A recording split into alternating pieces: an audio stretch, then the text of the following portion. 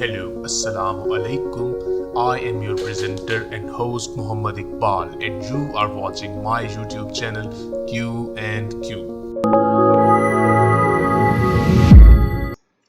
19th November 1917 to 31st October 1984 was the Prime Minister of the Republic of India for 3 consecutive terms for 1966 to 1977 and a 4th term from 1980 until her assassination in 1984. A total of 15 years, she was India's first female Prime Minister. In 1999, she was voted the greatest woman of the past 1,000 years in a poll carried by BBC News. Born in the politically influential Nehru dynasty, she grew up in an intensely political atmosphere. Despite the same last name, she was no relation to the statesman Mohandas Gandhi. She was brought up in an environment with great exposure to the political figures of the day and was particularly influenced by her father. In one early photograph, she was sitting on the bed of Mohandas Gandhi as he recovered from one of his fasts. In 1937, she passed the Oxford entrance exam and studied at Somerville College, Oxford, at university.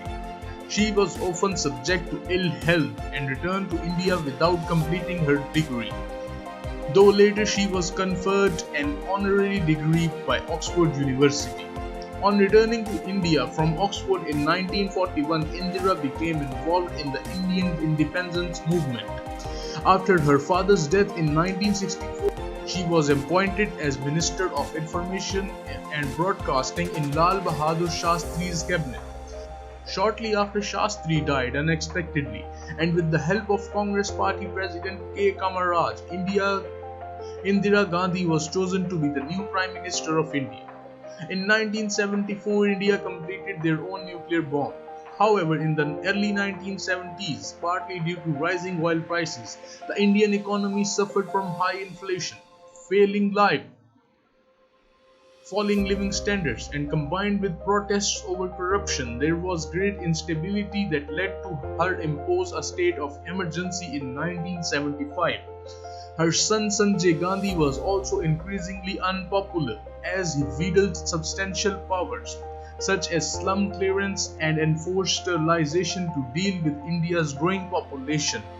In 1977, against a backdrop of economic difficulties and growing disillusionment, Indira Gandhi lost the election and temporarily dropped out of politics. Indira married Feroz Gandhi in 1942. The couple had 2 sons, Rajiv and Sanjay. Her husband died of a heart attack in 1960, and Sanjay, who was destined to be her political heir, perished in a plane crash in 1980. Devastated by the loss of Sanjay, Indira persuaded a reluctant Rajiv to quit his job and entered into politics. After his mother's assassination in 1984, he served as Indian Prime Minister from 1984 to 1989. Rajiv was assassinated by Tamil Tigers in 1991. Indira Gandhi was a rare example of a woman rising to the most powerful position in Indian society. She did not consider herself a feminist but was concerned with issues related to women, and she saw her own success as proof that talented women could rise up to the top. During her administration, equal pay for men and women was enriched in the constitution. She also sought to mobilize Indian women for the cause of Indian independence. I hope you liked the video. If you did so, please like the video and don't forget to subscribe and share this video as much as you can. For more videos, stay tuned with Q and Q.